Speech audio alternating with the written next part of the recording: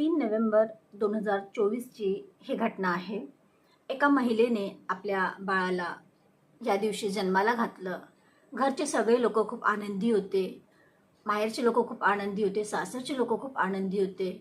पण तो पिता, त्याला असं वाटलं की लग्नाला जास्त दिवस झालेले नाहीत, म्हणजे 8 महिने 16 दिवसच झालेले आहेत आणि हिने बाळाला कसं काय जन्माला घातलं असं त्याला वाटते. आणि त्याला असा संशय येतो की हा मुलगा आपला नसावा.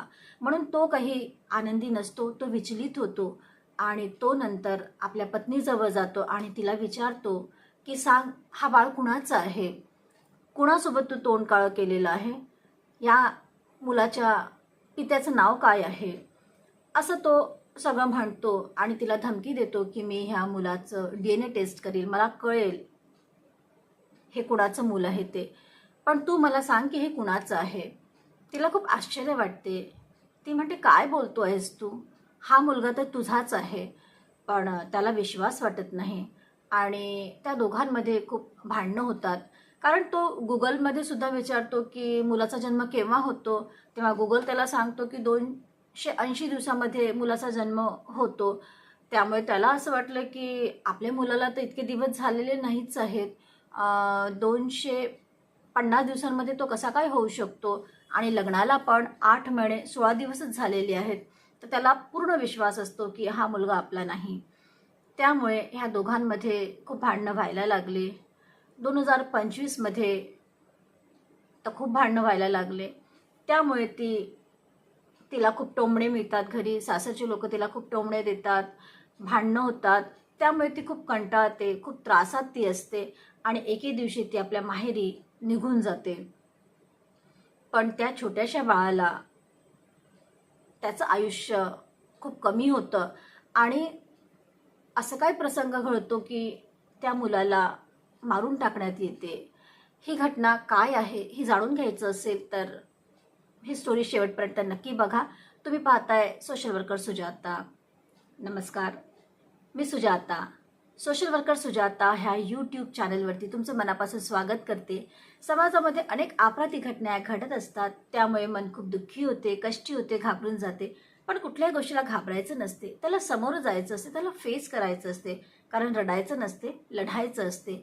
जनजागृती हा या कार्यक्रमाचा उद्देश आहे. आजची सत्य घटना जी आहे ती उत्तर प्रदेशच्या फिरोजाबाद या ठिकाणची आहे. इथे यादव कॉलनी असते. या कॉलनीमध्ये रती आपल्या आईसोबत, पिंकीसोबत आपल्या मैत्रिणीला भेटायला गेलेली असते. कारण तिच्या मैत्रिणीला पायाचं दुखणं झालेलं असते, अपघात झालेला असतो आणि ती आपल्या मैत्रिणीला म्हणजे पुष्पलताला भेटायला गेलेली असते. आणि बराच वेळ झालेला असते तेव्हा ती वारंवार दाराकडे वगैरे बघते. तर पुष्पलता तिला विचारते की रती, तू कुणाची वाट बघते आहेस? तर ती म्हणाली की माझा मुलगा अजून आलेला दिसत नाही आहे. तर ती दार उघडून बाहेर बघते. जवळपास संध्याकाळचे 5 वाजलेले असतात. ते बाहेर जाते. त्या गेटच्या बाहेरच तिला तिचा 1.5 वर्षाचा मुलगा पडलेला दिसतो. ती धावत त्या मुलाजवळ जाते. इकडे तिकडे आजूबाजूला सगळीकडे बघते की कोणी याला असं फेकलेलं. ती जवळ जाते, धावत जाते आणि त्याला उचलते. जेव्हा ती त्याला उचलते तेव्हा तिला असं वाटते की ज्याचे हात का असे लुळे पांगळे झालेले आहेत, पाय का बरोबर हा नीट ठेवल्यासारखा वाटत नाही, त्याची मान का अशी खाली पडलेली आहे, तिला काही समजत नाही. ती आजूबाजूला इकडे तिकडे बघते आणि म्हणते, विचारते इथे दवाखाना कुठे आहे, हॉस्पिटल कुठे आहे. आणि ती कशी तशी बाळाला उचलते आणि धावत पळत ती हॉस्पिटलला जाते. हॉस्पिटलमध्ये गेल्यावरती डॉक्टरांनी सांगितलेलं की हा मुलगा मरण पावलेला आहे. कारण जेव्हा ती त्या बाळाला बघते तेव्हा तो थोडासा गरम असतो. तर तिला असं वाटते की हा जिवंत आहे, पण तो तर मेलेला असतो. आणि ती डॉक्टरकडे जेव्हा जाते तेव्हा डॉक्टरसुद्धा म्हणतात की हा तर मरण पावलेला आहे. ती खूप रडते, ती खूप विचलित होते, ती खूप दुःखी होते. तिला दवाखान्यातले लोक विचारतात की काय झालं, तेव्हा ती रडून म्हणते की तो तर माझाच होता, मी त्याच्यावरती विश्वास केला आणि आपल्या बाळाला जाऊ दिलं. पण मला हे माहिती नव्हतं की माझ्या बाळाचा शेवट असा होईल. आजूबाजूचे म्हणजे यादव कॉलनीचे सगळे लोक घराच्या बाहेर निघतात आणि बघतात की काय झालं, ही आई का इतकी रडत होती. तर त्या पुष्पलताच्या घराच्या बाहेर सगळे जमलेले असतात, कारण त्याच्या घराच्या बाहेरच ते बाळ पडलेलं होतं. तिथं तिची मैत्रीण होती ना, तिला बघायला आली होती, कारण तिच्या पायाला दुखणं झालं होतं. तर ते आजूबाजूचे लोक विचारतात की काय झालं, ते बाळ कुणाचं होतं आणि का इथे ती ती आई इतकी रडत होती आणि त्या बाळाला काय झालं. तेव्हा ती पुष्पलता सांगते की मग ती सुरुवातीपासून सगळं सांगते आणि ती म्हणते की रती ही माझी मैत्रीण आहे आणि रतीचं लग्न हे तिच्या लांबच्या आत्ते भावाच्या मुलासोबत झालं होतं. ती आत्या तिची त्यांच्याच गावातली होती आणि त्या दोघांच्या आयांनी एकमेकांना विचारलं की मुलगी आहे माझी, तर तू लग्न करणार का.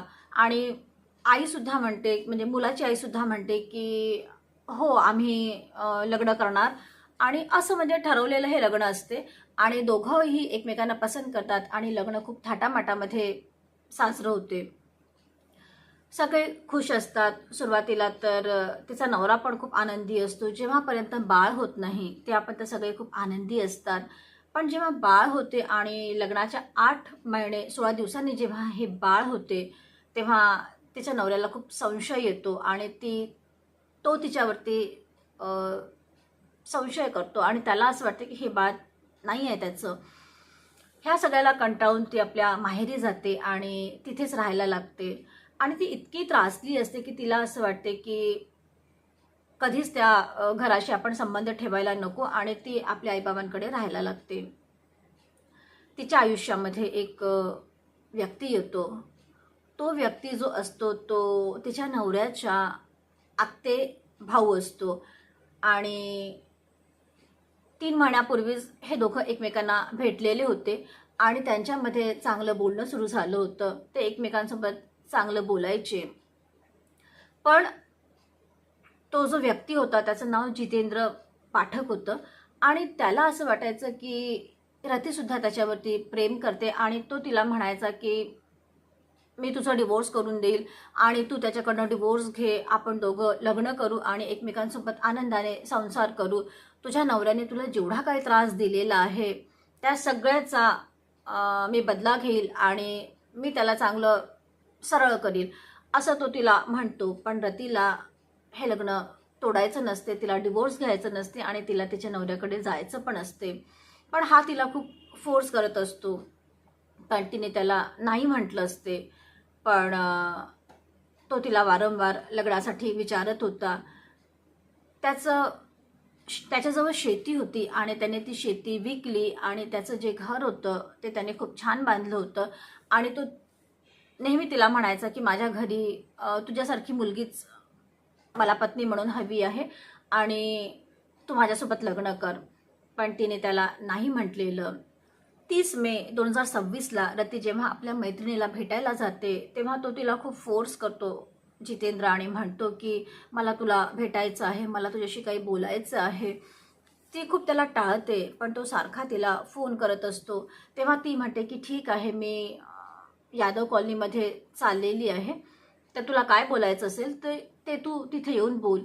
तर तो लगेचच 2:30 वाजता त्या ठिकाणी येऊन पोहोचतो. त्या दोघांमध्ये बोलणं होते आणि तो जेव्हा जायला निघतो तेव्हा तो म्हणतो की या छोट्याशा बच्चूला चॉकलेट घेऊन देऊ का, मला त्याचा खूप लाड येतो आणि मला त्याला चॉकलेट द्यायचं आहे.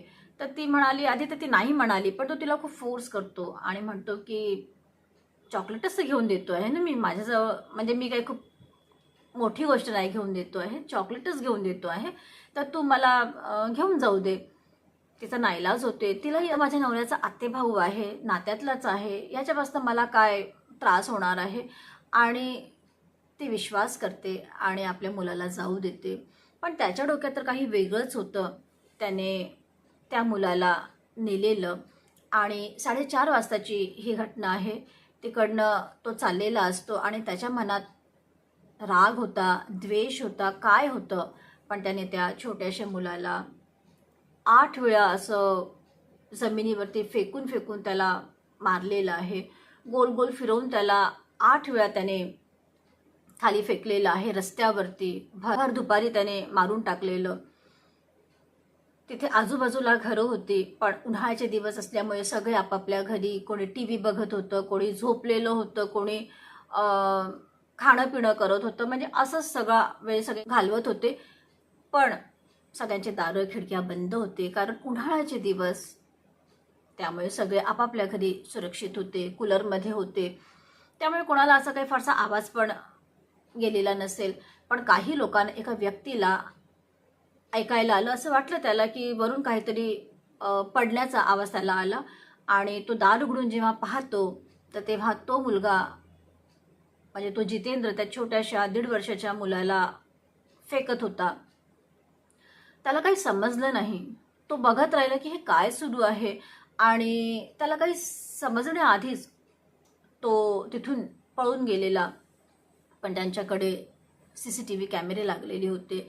त्याने पटकन त्या कॅमेऱ्यामध्ये बघितलेलं की बाहेर काय झालेलं. तर त्याने पाहिलं की 8 वेळा त्या माणसाने त्या छोट्याशा मुलाला मारलेलं आहे. जाऊन त्या बाळाच्या जवळ जाऊन त्या माणसाने पाहिलं, पण त्याला रक्त किंवा असं काही बाहेरून अशी कुठली जखम नव्हती. पण त्याची पूर्ण हाडं तुटलेली होती आणि मान आणि सगळं ते तुटलेलं होतं. जेव्हा लोक जमले, कारण काही काही लोकांना तिथे हा आवाज ऐकायला पण आला होता, आणि मग त्यांनी पाहिलं तर बाजूलाच पुष्पलताचं घर होतं.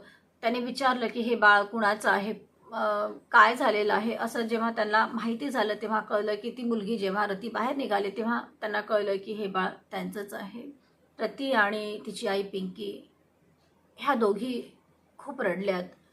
ही घटना जेव्हा पोलिसांना कळली, UP पोलिसांना जेव्हा कळली, तेव्हा पोलीस घटनास्थळी येऊन पोहोचले आणि त्यांनी आजूबाजूला चौकशी केली. त्यांनी CCTV कॅमेऱ्यातनं ते सगळे व्हिडिओज काढले, मारताना त्या मुलाला पाहिलेलं. आणि ही घटना सोशल मीडियावरती व्हायरल झालेली. पोलिसांना ही माहिती होतं की आता गुन्हेगार कोण आहे. ते त्याच्या घरी गेले, त्याला चारही बाजूनी वेढलं त्यांनी, सगळीकडनं त्याला घेरून घेतलेलं. आणि UP पोलीस तर UP पोलीसच होते.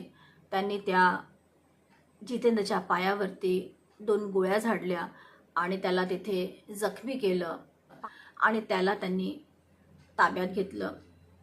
सगळीकडे ह्या घटनेमुळे सगळीकडे जिकडे लोकांना राग होता, चीड होती आणि मनस्ताप झाला होता, व्यथा झाली होती, त्यांना कुठेतरी आनंद पण झाला की मुलाचा मारेकरी, त्याला पण पोलिसांनी मारून टाकलेलं आहे. तर कुठेतरी लोकांना आनंद वाटला.